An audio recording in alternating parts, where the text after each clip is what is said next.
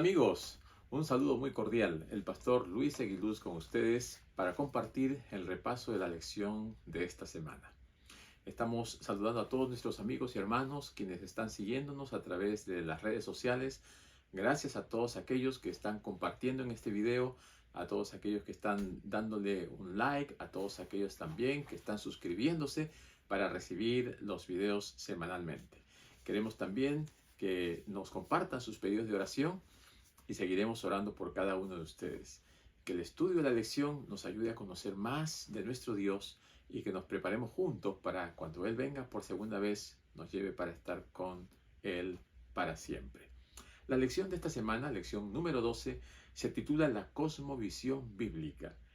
Y vamos a buscar la Biblia. El texto para esta semana se encuentra en Primera de Tesalonicenses capítulo 5, versículo 23. Dice lo siguiente: y el mismo Dios de paz os santifique por completo, en todo vuestro ser, espíritu, alma y cuerpo, y sea guardado irreprensible para la venida de nuestro Señor Jesucristo. ¿Qué es la cosmovisión bíblica? ¿Cómo nosotros como hijos de Dios, como cristianos, podemos percibir el mundo en el cual nos movemos? A diferencia del mundo secular y de todas aquellas cosas que se nos presentan de manera externa, ¿cómo nosotros enfocamos el cristianismo y le damos sentido a nuestra vida? La palabra de Dios nos presenta que cuando aceptamos a Cristo, nuestra vida tiene que cambiar, tiene que ser diferente. Y estamos siendo atacados por una globalización que viene de fuera, que está llena de error, que está llena de pecaminosidad. Y tenemos que contrarrestarla con una globalización de la verdad, que está nutrida por el amor y que viene de Dios. Así que hoy en día se presentan muchos errores que están llegando a todos los rincones de nuestro globo terráqueo. Y estos son engaños de Satanás. Son engaños supinos, son engaños extremos, que justamente al llegar al tiempo del fin se van a manifestar de una manera más plena. Y estos son la inmortalidad del alma y la santidad del domingo. El primero es el fundamento para el espiritismo y el segundo es el que crea un lazo para conectar a Roma con todos los impíos. Así que tenemos que tener muy presente que la inmortalidad del alma es uno de los engaños satánicos que se va a manifestar de manera más notoria, más notable en el tiempo del fin, y que pronto se dará también un realce, un ensalzamiento y hasta por último un dictamen legal para guardar el domingo. Esta ley dominical será la que determine el punto en el cual se diferencien los que siguen a Dios de los que no siguen a Dios. En otras palabras, será la marca que diferencia a los fieles de los impíos. Dios pondrá su marca. Dios reconocerá a sus hijos, al igual que Satanás pondrá una marca en todos aquellos que le siguen. Entonces, frente a esta situación en la cual nos encontramos, frente a este mundo que trata de globalizar a todos y meterlos en un mismo saco, ¿qué es lo que tenemos que hacer? Tenemos nosotros que tener nuestra mente centrada en los principios bíblicos, que nuestra cosmovisión, que nuestra perspectiva de la vida, que nuestra forma de ver las cosas tenga un fundamento, y ese fundamento es bíblico, y que tenga un objetivo, una meta, un ejemplo, y ese ejemplo, ese modelo es Jesús. ¿Qué nos dice Lucas capítulo 2, versículo 52? Vamos a buscar en nuestras Biblias Lucas 2:52 y leemos: y Jesús crecía en sabiduría y en estatura y en gracia para con Dios y los hombres. Qué interesante. Jesús estaba en este mundo y Él se desarrollaba en todos los aspectos de la vida de un ser humano. O sea, en sabiduría, que es el aspecto mental, en estatura, que es el desarrollo físico, en gracia para con Dios, que es el aspecto espiritual, y en gracia para con los hombres, que es el desarrollo en el aspecto social. Y justamente estas son las áreas en que cada uno de nosotros también tenemos o deberíamos desarrollarnos. Tenemos que ver estas 4 dimensiones y tenemos que equilibrarlas. No podemos darle más énfasis a uno que a otro. Tenemos que ser equilibrados. El cristiano es un cristiano que tiene todos los aspectos en perspectiva. En el libro de San Mateo, capítulo 4 y versículo 23, encontramos aquí también una declaración que nos pone de manifiesto que como seres humanos, creados por Dios, y que tenemos también una mirada puesta en Jesús como nuestro ejemplo, tenemos que seguir lo que Él nos ha dicho. ¿Qué es lo que nos dice la palabra de Dios en Mateo 4:23? Dice, y recorrió Jesús toda Galilea, enseñando en las sinagogas de ellas y predicando el evangelio del reino y sanando toda enfermedad y toda dolencia del pueblo. Así que la obra de la redención es restaurar. Restaurar a las personas para que lleguen a ser semejantes a su Creador. Necesitamos restituir a todos a la perfección como fuimos creados. O sea, tenemos que restaurar nuestro cuerpo, nuestra mente, todo nuestro ser. Tenemos que promover el desarrollo de nuestro cuerpo, de nuestra mente, de nuestra alma. Y el Señor Jesús lo hacía. Él predicaba, Él enseñaba, Él sanaba. Y estas son las 3 áreas en que la iglesia tiene que desenvolverse. Tiene que preocuparse por el desarrollo integral del ser humano. No solamente dedicarnos en predicar y predicar y predicar. Es necesario predicar. Pero también tenemos que dedicarnos a enseñar, a educar la mente, a desarrollarnos intelectualmente. Pero no solamente eso, también en el aspecto físico, la sanidad del cuerpo, la sanidad de la mente, la medicina curativa, pero más importante, la medicina preventiva. Y el Señor estaba muy interesado en que nosotros, en este tiempo del fin, cuidemos nuestro cuerpo, cuidemos nuestra integridad, cuidemos nuestro ser entero. Cuando nosotros seguimos el modelo de Jesús, cuando seguimos las pisadas de Jesús, entonces vamos a centrarnos en Jesús. Vamos a seguir el ejemplo de Jesús y vamos a comenzar a ver la vida desde una dimensión diferente. ¿Por qué? Porque ya no estamos centrándonos en nosotros mismos, ni estamos siguiendo el ejemplo de otros, sino el del Señor Jesucristo. Y mis queridos amigos y hermanos, seguir a Jesús es todo. Es lo más grande que podemos hacer, la mejor decisión que podemos tomar. La salvación viene por Jesús. Y cuando estamos a Jesús, cuando seguimos a Jesús, cuando nos involucramos con Jesús, somos transformados por Él, por medio de su Espíritu Santo. Y esa es la base para nuestra mentalidad, para nuestra cosmovisión, para nuestra perspectiva de la vida. No podemos seguir pensando como cuando estábamos en el mundo. Tenemos que dejar el mundo, pero también tenemos que asimilar lo que el Señor Jesús nos enseñó. Y la Biblia nos dice también que parte de esta cosmovisión es enfocar el cuidado de nuestro cuerpo. ¿Por qué? Porque nuestro cuerpo es templo del Espíritu Santo. Para los filósofos griegos antiguos, el cuerpo humano, dicen, era la prisión del alma. Y ésta se liberaba mediante la muerte. Esta mentalidad ha llegado a formar parte de muchas personas también. Por ejemplo, los panteístas, ¿no? Divinizan el cuerpo humano, creen que Dios y el universo son lo mismo. Para ellos todas las cosas son Dios y el cuerpo humano es parte de la única sustancia divina, integrada y universal. Y muchos de ellos están hoy en día enseñando que Dios está en nosotros, que nosotros somos Dios, que tenemos algunos puntos importantes en donde podemos concentrarnos y que Dios, que está en todas partes y inclusive en nosotros, nos hace ser dioses. Esa es una filosofía nuevaerista, ¿verdad? Que no es la que nosotros compartimos. Tiene teología panteísta, lo cual no deberíamos nosotros enfocar. Nuestra perspectiva es que Dios es el creador de todo y nosotros somos sus criaturas.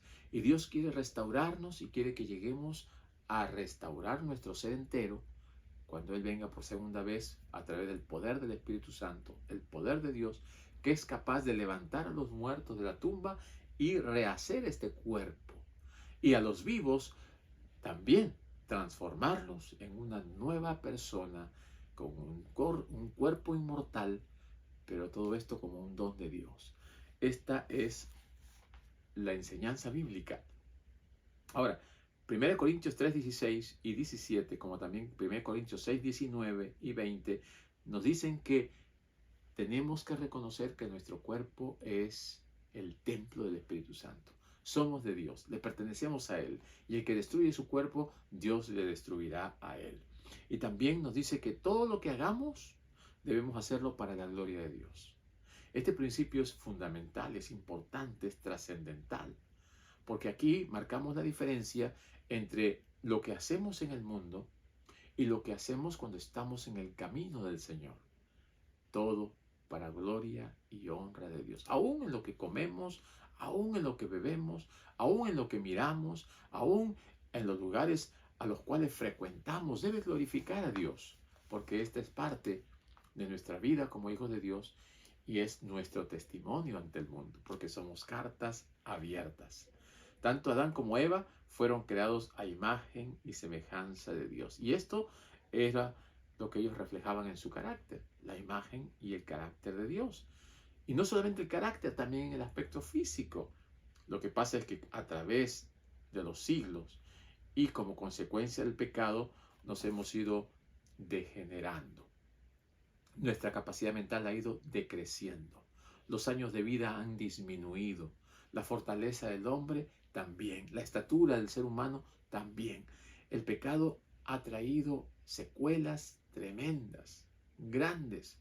Pero el Señor un día nos restaurará. Y esa es nuestra esperanza, esa es la promesa del Señor y nos aferramos a ella de todo corazón. El apóstol Juan escribió a su amigo Gallo, allí en tercera de Juan 1 y 2. Le dijo: amado, yo deseo que tú seas prosperado en todas las cosas y que tengas salud, así como prospera tu alma. Y esto el Señor también nos lo dice a nosotros. Cada uno de nosotros tenemos que reconocer que el Señor nos ama tanto que Él desea que tengamos salud. Él desea que seamos prosperados en todas las cosas. Dios no quiere que vivamos enfermos. Dios no quiere que vivamos sufriendo. Muchas veces los sufrimientos vienen por nuestras decisiones equivocadas. Muchas veces nosotros estamos sufriendo porque nosotros mismos hemos escogido ese camino. Y en este sentido tenemos que aprender a tomar decisiones importantes, trascendentes, pero que sean aquellas que nos vinculen y nos relacionen con Dios. De tal manera que de manera intencional sigamos al Señor. No porque nadie nos lleva, nos empuja, nos presiona, nos instiga. No, sino porque nos nace y nos brota del corazón como respuesta a ese amor de Dios. Nuestra mentalidad tiene que ir cambiando y va a cambiar en tanto y en cuanto nosotros nos acerquemos más al Señor. Mientras vivamos en una relación estrecha, cercana, amigable y que funcione, ¿no? Que no sea solamente de un lado, sino que sea biunívoca, que sea de pregunta y respuesta, de acción y reacción, de un conocimiento profundo, integral, vital. La lección nos dice que es necesario que nosotros tengamos la mente de Cristo. ¿Y cómo podemos tener la mente de Cristo? Ustedes se preguntarán. Conociendo al Señor. El Señor nos va a ir transformando. El Señor va a ir cambiando nuestra forma de pensar. Mateo 7, 21 y 22 dice: porque de dentro del corazón de los hombres salen los malos pensamientos, los adulterios, las fornicaciones, los homicidios, los hurtos, las avaricias, las maldades, el engaño, la lascivia, la envidia, la maledicencia, la soberbia, la insensatez. Todas estas cosas, ¿de dónde salen? De la mente del ser humano. de los pensamientos. Así que el Señor quiere que nosotros cambiemos de pensar, la forma de pensar, la forma de ver las cosas, cambiemos para que nuestra mente pueda transformarse conforme a la mente de Cristo. Tenemos que experimentar un cambio, una transformación. Vamos a leer 1 Corintios 2:16. Vamos a buscar aquí en nuestras Biblias 1 Corintios 2:16. Una vez que lo encontramos, vamos a marcar este texto muy importante. 1 Corintios capítulo 2, versículo 16. ¿Qué nos dice el apóstol Pablo en este texto tan importante? Vamos a ver. 1 Corintios 2:16. Dice lo siguiente: porque ¿quién conoció la mente del Señor? ¿Quién le instruirá? Mas nosotros tenemos la mente de Cristo. ¿Cuándo llegamos a tener la mente de Cristo? Cuando nosotros nos entregamos a Él. Cuando nosotros le decimos al Señor: Señor, sálvame. Quiero ser enteramente tuyo. Guíame por tus caminos. Y el Señor nos dice que sigamos sus caminos. Aquellos que son limpios de manos y puros de corazón son los que siguen al Señor. El Señor ha prometido que bajo el nuevo pacto Él pondría su ley no en tablas de piedra, sino en el corazón, en nuestra mente. Él las escribiría aquí para que ahora nuestros pensamientos, nuestras intenciones sean diferentes. Ahora nosotros analicemos las cosas antes. Aun cuando el Señor dio en el Sermón del Monte una ampliación de la ley, ella no la dio en la dimensión que la dio Moisés en tablas de piedra. El Señor le decía: oísteis que fue dicho, mas yo os digo, ¿no? Ahora el Señor estaba yendo a una dimensión aún de la intención, aún del pensamiento. Yo os digo que aquel que mire a una mujer para codiciarla ya pecó en su corazón. Así que el Señor lleva la ley a una dimensión espiritual más profunda, en donde nosotros tenemos que estar conscientes de que unidos con Cristo tenemos poder para vencer. Unidos a Cristo tenemos la herramienta necesaria para enfrentar las tentaciones. Recordemos, las tentaciones no son pecado. El pecado es cuando nosotros cedemos a las tentaciones. Jesucristo fue tentado en todo, pero sin pecado. Así que si somos tentados, sintámonos felices de que estamos nosotros siendo probados, pero busquemos la ayuda de Dios. No tratemos de enfrentarnos con el enemigo sin la ayuda de Dios. El enemigo es más fuerte y más poderoso que nosotros, pero nosotros con la fuerza y el poder de Dios, con el Espíritu Santo, con Cristo a nuestro lado, somos más fuertes y poderosos que Él. Así que recurre a Dios, pídele su ayuda, clama al Señor y Él te ayudará. ¿Cómo sería nuestra vida si dependiéramos constantemente del Señor? No tendríamos el dolor de haber caído, lamentarnos de haber cedido a la tentación. Busquemos al Señor siempre. Tengamos presente que es necesario ser guiados por el Espíritu Santo. Nosotros no podemos guiar a nadie si no es por la dirección de Dios, por la conducción del Espíritu Santo. Porque dice, si un ciego guía a otro ciego, ambos caerán en el pozo. Y nosotros, por consecuencia del pecado, somos ciegos. No vemos. Las cosas espirituales nos están veladas. Tenemos que utilizar el colirio del Espíritu Santo para poder ver. Y es lo que el Señor nos dice en Apocalipsis capítulo 3. Unge tus ojos con colirio para que veas. El Espíritu Santo es el poderoso agente que derrama el amor divino en nuestro corazón. Además de eso, nos conduce a una verdadera experiencia, una experiencia de salvación. Y también nos guía. ¿A dónde? A la verdad. ¿Y quién es la verdad? Cristo dijo, yo soy la verdad. Nos guía a Cristo, nos guía a su palabra, nos guía al conocimiento pleno de la revelación de Dios. Y además de eso, nos da poder. ¿Poder para qué? Para enfrentar al enemigo, para vencer las tentaciones. Poder para avanzar en un mundo tan difícil, tan complicado, tan lleno de problemas. Mis queridos amigos y hermanos, busquemos a Dios. Dejémonos guiar por el Espíritu Santo. Cuando oremos, Señor, guíame, ¿no? Muchos oramos, Padre nuestro, guíame, ¿no? Y cuando terminamos de orar, nosotros queremos guiar al Espíritu Santo, queremos llevarlo por donde nosotros queremos. Y encima queremos que el Señor bendiga esas decisiones que hemos tomado sin consultar con Dios. Mis amigos, mis queridos hermanos, no cometamos el error de avanzar sin tener la aprobación de Dios, de enfrentarnos al enemigo sin tener el poder de lo alto. En el libro de Hechos, capítulo 8, versículo 4, encontramos la experiencia de un hombre que quiso comprar el Espíritu de Dios. Dice aquí en el libro de Hechos, capítulo 8 y versículo 4 en adelante, dice: pero los que fueron esparcidos iban por todas partes anunciando el Evangelio. Qué hermoso, ¿verdad? Anunciar el Evangelio. Entonces Felipe, descendiendo a la ciudad de Samaria, les predicaba a Cristo. Y la gente unánime escuchaba atentamente las cosas que decía Felipe, oyendo y viendo las señales que hacía. Porque de muchos que tenían espíritus inmundos salían estos dando grandes voces, y muchos paralíticos y cojos eran sanados. Así que había gran gozo en aquella ciudad. Pero había un hombre llamado Simón, que antes ejercía la magia en aquella ciudad y había engañado a la gente de Samaria haciéndose pasar por algún grande. A este oían atentamente todos, desde el más pequeño hasta el más grande, diciendo: este es el gran poder de Dios. Y le estaban atentos porque con sus artes mágicas les había engañado por mucho tiempo. Pero cuando creyeron a Felipe, que anunciaba el evangelio del reino de Dios y el nombre de Jesucristo, se bautizaban hombres y mujeres.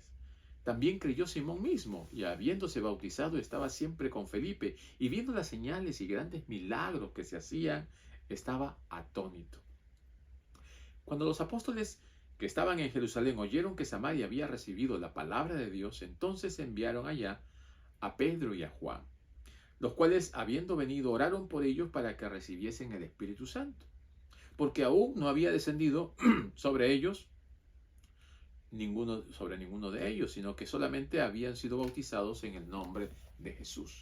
Entonces les imponían las manos y recibían el Espíritu Santo. Y cuando Simón vio que por la imposición de las manos de los apóstoles se daba el Espíritu Santo, les ofreció dinero, diciendo: dadme también a mí de este poder, para que cualquiera a quien yo impusiese las manos reciba el Espíritu Santo.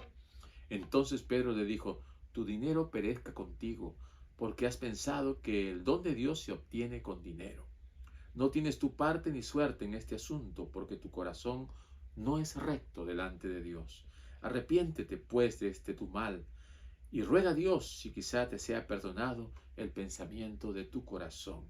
Porque en hiel de amargura y en prisión de maldad veo que estás. Y respondiendo entonces Simón dijo: rogad vosotros a mí, por mí al Señor, para que nada de esto que habéis dicho venga sobre mí. Qué terrible. Hay este pecado que se llama la simonía, ¿no? Querer comprar favores a Dios. Simón quería comprar el poder de dar el Espíritu Santo imponiendo las manos. Los hijos de Dios son aquellos a quienes el Espíritu Santo guía a toda verdad, a la palabra de Dios, por el camino correcto. No todo el que me dice Señor, Señor entrará en el reino de los cielos, dijo Jesús. Porque hay muchos que lo harán falsamente. Tomarán el nombre de Dios en vano. Y el Señor les dirá: nunca os conocí, apartados de mí, hacedores de maldad. El Espíritu Santo nunca aleja a nadie de la verdad de Dios, del camino correcto. Al contrario, el Espíritu Santo los acerca, los atrae. El mismo Espíritu Santo que nos guía a toda verdad también nos da el poder para seguir caminando en esta maravillosa verdad. Así que no permitamos que este tipo de pensamientos venga a nuestra mente. ¿Qué es lo que dijeron los apóstoles? ¿No? Aquí Pedro le dice claramente, le dice: esto que has pensado, tu dinero perezca contigo porque has pensado que el don de Dios se obtiene por dinero, pensado. El pensamiento es algo que tenemos que cuidar. El enemigo quiere afectar nuestra forma de pensar, quiere dañar nuestros sentidos y es lo único que tenemos para comunicarnos con Dios. Tenemos que cuidar mucho, tenemos que aprender a depender de Dios y no buscar las cosas de una manera humana, terrenal, mercantilista. Muchos caemos en ese error, tenemos que pedir perdón a Dios, tenemos que corregir, tenemos que cambiar para que podamos estar listos para su venida, preparados para su advenimiento. Cristo viene pronto, las señales así lo indican. El tiempo del Señor no es igual al tiempo nuestro. Para el Señor, que vive en un espacio atemporal, ¿no? Pueden pasar minutos, horas, años, siglos, y Él no lo siente, como nosotros, que pasan minutos, años, y pasa el tiempo, y nosotros sí lo sentimos. Nosotros somos afectados por el tiempo, el Señor no. Y debemos nosotros estar atentos para no ser distraídos justamente en estos momentos finales de la historia de este mundo. El apóstol Pedro, una vez más, escribe aquí en su epístola, y vamos a irnos hasta segunda de Pedro, y en el capítulo 3, y en el versículo 14. Dice: mas también si alguna cosa padecéis por causa de la justicia, bienaventurados sois. Por tanto, no os amedrentéis por temor de ellos, ni os conturbéis, sino santificad a Dios el Señor en vuestros corazones, y estad siempre preparados para presentar defensa con mansedumbre y reverencia ante todo aquel que demande razón de la esperanza que hay en vosotros. Qué hermoso. El Señor nos insta a través de Pedro a que nos preparemos, a que estemos listos para presentar defensa de aquello en lo cual nosotros hemos creído. Y en primera de Juan, capítulo 3, versículo 1 al 3, también nos dice allí: mirad cuál amor nos ha dado Dios para que seamos llamados hijos de Dios. Pero un día seremos tal como Él. Dice, le veremos tal como Él es. Seremos semejantes a Él. ¿Por qué? Porque le veremos tal como Él es. ¿Y cuándo ocurrirá esto? Cuando Cristo venga, cuando Él se manifieste en gloria y majestad, y cuando los fieles y los justos que sean capaces de soportar su venida estén allí para ser transformados por el Señor. ¡Qué hermoso! Por eso nuestra preparación debe ser continua, constante, perseverante, no endurecer el corazón. Cuando el Señor nos invita, tenemos que aceptar. ¿Y cuando nos invita? Hoy. Si el Señor toca tu corazón hoy día, el Señor te dice, entrégame tu vida, hazlo hoy. No dejes para mañana lo que puedes hacer hoy. Tal vez mañana no llegue. Tal vez mañana sea demasiado tarde. El Señor nos invita hoy. Esa experiencia de la conversión es hoy. El Señor quiere que tú te entregues a Él hoy. Y a menos que luego comencemos a crecer en gracia y en fe, no avanzaremos, no desarrollaremos nuestra vida espiritual. La tendencia va a ser apartarnos de Dios, enfriarnos, endurecernos. El Señor quiere que nosotros no seamos escépticos, incrédulos, ni cínicos, ni nos endurezcamos. Por el contrario, el Señor quiere que seamos sensibles y que seamos capaces de escuchar y reconocer su voz. Por la gracia de Dios debemos hacer planes para el futuro, pero debemos estar preparados cada día como si fuese nuestro último día de vida. El Señor nos invita, mi querido hermano, mi querido amigo, el Señor te ama tal como eres y Él te invita tal como estás, para que tú te dejes transformar y cambiar por Él. Solamente Él tiene el poder para hacer el milagro de la conversión, de la transformación y el milagro un día de darnos la salvación. Que el Señor nos ayude para estar preparados y que muy pronto, cuando tengamos que comparecer delante del Señor, el Señor pueda decir que estamos aceptados porque nos arrepentimos y la sangre de Jesucristo nos limpia de todo pecado. Que el Señor te bendiga y nos vemos la próxima semana.